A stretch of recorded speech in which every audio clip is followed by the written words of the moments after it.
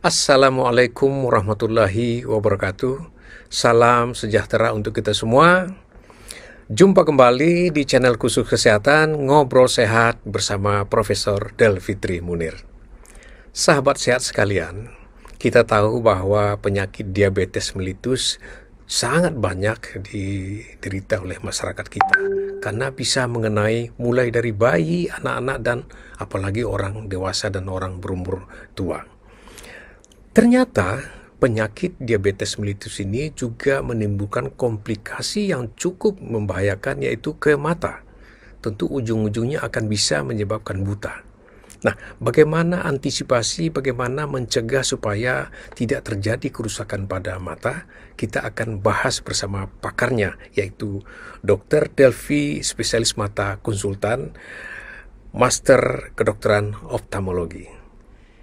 Baik, Dr. Delvi, sekarang kita akan membicarakan ini mengenai sebuah penyakit yang semua orang tahu, karena memang kasusnya cukup banyak ya, terutama orang-orang yang sudah berusia lanjut dan bahkan anak-anak sendiri pun ada menderita penyakit ini, yaitu diabetes mellitus.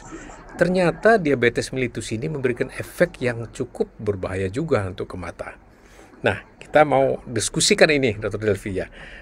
Bagaimana diabetes mellitus itu bisa menyebabkan gangguan kepada mata gitu. Silakan, Dr. Delvi. Terima kasih, Prof. Bicara tentang diabetes mellitus, kalau kita lihat angka-angka yang dilaporkan dari berbagai perkumpulan ahli diabetes, dari tahun ke tahun menunjukkan peningkatan yang luar biasa, Prof. Dan kita lihat bahwa komplikasi dari diabetes itu bisa mengenai berbagai organ, termasuk organ mata merupakan organ yang paling dahulu, terutama dari retina yang disebabkan oleh komplikasi kadar gula atau diabetes yang berlama-lama ini. Komplikasi di mata merupakan komplikasi yang mikrovaskular, artinya bisa juga komplikasi itu secara makrovaskular. Nah, di mata komplikasi yang sering terjadi di retina yang sering disebut sebagai diabetic retinopathy.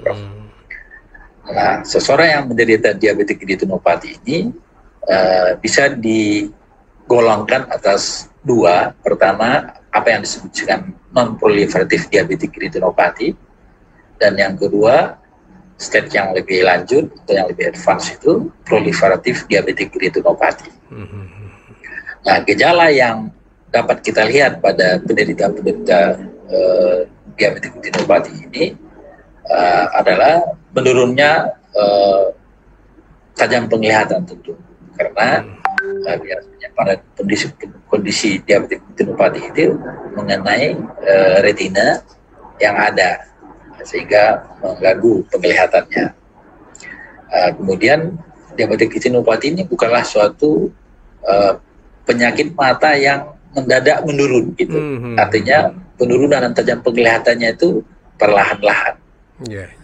Tetapi perlahannya mata itu kalau tidak kita cepat ketangani akan berlanjut ke stage yang apa disebut dengan proliferative diabetic retinopathy. Iya, baik. Berarti masih ada cara penanggulangan ya kalau dia belum parah ya gitu ya, Dr. Delvi ya?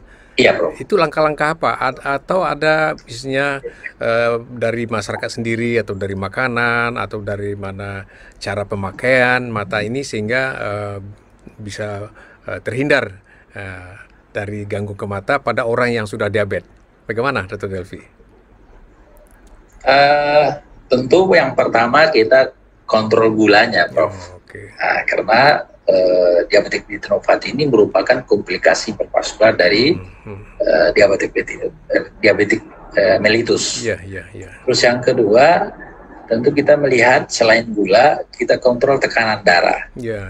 Karena dihubungkan juga dengan tensi, dengan kejadian diabetik beserta kejadian dengan diabetic retinopathy-nya. Dan yang ketiga, dikatakan pada kondisi-kondisi yang ada gejala yang lebih berat, maka disarankan penderita diabetes ini kontrol melihat evaluasi retinanya. Apakah sekarang dalam tahap katakan non proliferatif diabetik retinopati atau NPDR, atau sudah dalam kondisi proliferatif diabetik retinopati. Nah, masing-masing state yang ada itu, Prof, itu kan ada tindakannya. Nah, misalnya pada proliferatif diabetik retinopati yang mild, misalnya mungkin ada suntikan yang harus dimasukkan ke mata, atau yang sudah misalnya ada PDR, ada yang harus dilaser matanya, gitu, Prof. Bahkan pada tahap akhir mungkin bisa saja dilakukan operasi, bersihkan membran-membran yang ada di depan retinanya. Oh iya, baik. Berarti memang pada masyarakat kita yang memang menderita diabetes, ya harus dilakukan rutin ya, pemeriksaan kontrol retinanya ya, supaya kita tahu kondisinya gitu. Jangan nanti udah parah baru tahu, ini tentu penanggulangan lebih susah gitu kira-kira ya. Iya, baik. Lalu fluktuasi gula ini turun naik ini berpengaruh enggak dengan berat ringannya komplikasinya ini? Dikatakan, Prof, kejadian diabetik retinopati itu beberapa studi yang dilaporkan sangat bergantung kepada lamanya menderita diabetes mellitus. Jadi tidaklah bergantung kepada, ada orang yang misalnya sudah lama menderita, tentu kejadian diabetik retinopatinya lebih tinggi dibandingkan orang yang baru walaupun gulanya dengan kondisi yang sangat tinggi.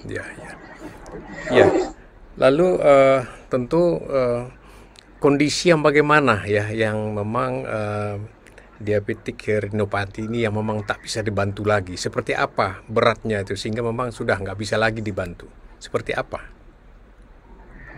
Prinsip dari pengobatan diabetik retinopati itu kan untuk mengurangi progresivitasnya, Prof. Artinya kalau misalnya kita temukan dengan stage tertentu, tentu kita berharap misalnya dalam keadaan mild NPDR, dikatakan kalau tanpa pengobatan dalam jangka setahun dia masuk ke PDR, proliferatif diabetik retinopati. Artinya kalau tanpa pengobatan yang tepat, kalau sudah proliferatif diabetik retinopati, tentu ancaman kebutaan itu semakin tinggi.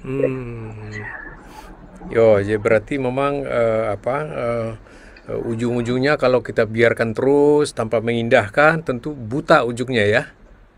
Retina kalau sudah retinanya rusak total dan tidak bisa diperbaiki lah. Apa ada upaya itu ada operasinya, entah retina yang sudah parah total apa masih bisa dibantu dengan tindakan?